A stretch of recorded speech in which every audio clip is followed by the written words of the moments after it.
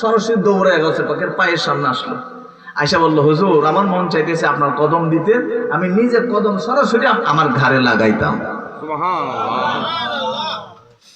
সারা পৃথিবীর আল্লাহর ওলিরা কাশফের হালতে, অন্তর্চক্ষুর মাধ্যমে, বেলায়েতের মাধ্যমে যে যেখানে ছিল, আরে আফ্রিকার অলি, আমেরিকার অলি, আমাদের ভারত উপমহাদেশের অলি, যে যেখানে আরব ভূখণ্ডে, প্রত্যেকে কাশফের হালে যে যেখানে ছিল সেখান থেকে তাদের ঘাড় নিচে নামায় দিল। বলে, হুজুর আপনার কদম আমার ঘাড়ে, নাইলে বেলায়েত থাকবে না। বলুন না সুবহানাল্লাহ। কিন্তু একজন ছিল একটু ব্যতিক্রম, মজাটা ওইখানেই। একজন ছিল ব্যতিক্রম, তিনি ছিলেন আফগানিস্তান এবং ইরান, এখন যে যুদ্ধ হচ্ছে ইরান এবং আফগানিস্তানের মাঝখানে বর্ডারে একটা জায়গা হচ্ছে খোরাসান। কি নাম? এই খোরাসানের একটা গুহার ভিতরে একজন আল্লাহর ওলি ছিল।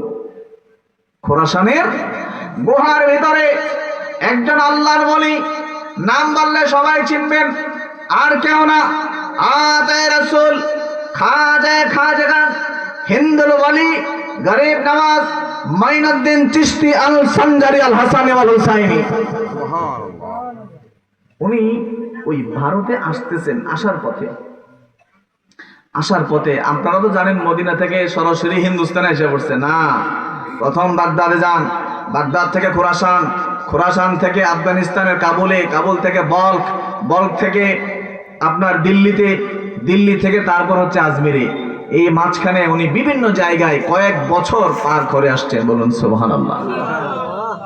উনি ঠিক ওই মুহূর্তে গৌসে পাক যখন বাগদাদ থেকে ঘোষণা করলেন, আমার কদম সমস্ত ওলিদের ঘাড়ের উপর, ঠিক তখন খোরাসানের গুহার ভিতরে আমার গরিব নামাজ ইবাদত করতেছিলেন, ঠিক ওই মুহূর্তে। তো সারা পৃথিবীর ওলিরা তাদের কাশফের হালতে ঘাড় নোয়াই দিল, কিন্তু তিনি ছিলেন ব্যতিক্রম। তিনি বললেন, হুজুর আমি ঘাড় নোয়াইতাম না, হুজুর আমি ঘাড় নোয়াইতাম না, আমি আমার মাথা, আমার চোখ, আইনাইয়া ওয়া রাসি কাদামুহু, আমি আমার দুই চোখ এবং আমার মাথা আপনার কদমের নিচে দিয়ে দিলাম। ইবনে হাজার আসকালানী এই ঘটনা নিয়ে আসছে। আমি আমার এই দুই চোখ, বাহাজাতুল আসরার আছে এই ঘটনাটা, আমি আমার এই দুই চোখ, আমার মাথা আপনার কদমের নিচে দিয়ে দিলাম। খুব চমৎকার ঘটনা বাবা এই জায়গাটাই। এই কথা যখন একজন ব্যতিক্রম করলো, শুধু ঘাড় দেয় নাই, সারা পৃথিবীর ওলিরা যার ঘাড় নোয়াই দিল, যেহেতু উনি বলেছেন সমস্ত ওলিদের ঘাড়ের উপর। কিন্তু একজন ছাড়া উনি একটু বেশি আদব দেখাইলেন। উনি বললেন, শুধু ঘাড় না, আমি আমার চোখও দিলাম, মাথাও দিলাম, আমার চোখের উপর আপনার পা, আমার মাথার উপর আপনার কদম মুবারক। সাথে সাথে গায়েব থেকে, আসমান থেকে আওয়াজ আসলো, এ মঈনুদ্দিন, তুমি যেহেতু আমার আব্দুল কাদের জিলানীর, আমার আব্দুল কাদিরের এই পা যখন তোমার মাথায় নিয়ে নিয়েছো, তোমার চোখে নিয়ে ফেলেছো, শোনো এই মঈনুদ্দিন চিশতি, শোনো, আজ খোরাসানের গুহার ভিতরে তোমার জন্য নতুন এক পদ আসছে।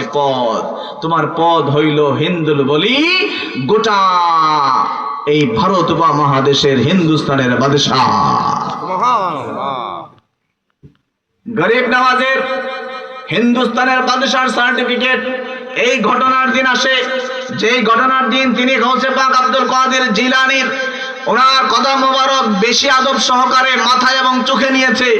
এই আদবের বরকতের কারণে গৌসে পাক আব্দুল কাদের জিলানীর ওসিলায় গরিব নওয়াজের পুরা হিন্দুস্তানের বাদশাহীর পদ পেয়ে যায়। আল্লাহু আকবার। বাবারা ভাইরা, শুধু তাই নয়, আমার গৌসে পাকের কাছে একদিন একজন আলেম আসলো তার এক ভাগনাকে নিয়ে। ভাগনার নাম হলো শিহাবুদ্দিন। কি নাম বাবা?